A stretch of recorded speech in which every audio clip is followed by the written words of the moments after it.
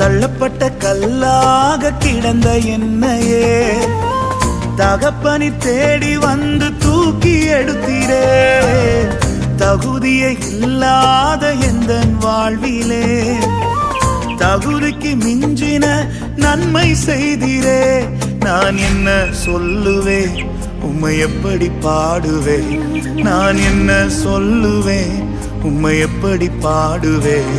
நான் என்ன சொல்லுவேன், உம்மை எப்படி பாடுவேன்? நான் என்ன சொல்லுவேன், உம்மை எப்படி பாடுவேன்? நான் என்ன சொல்லுவேன், என் இயேசுவின் அன்பை நான் எப்படி பாடுவேன்?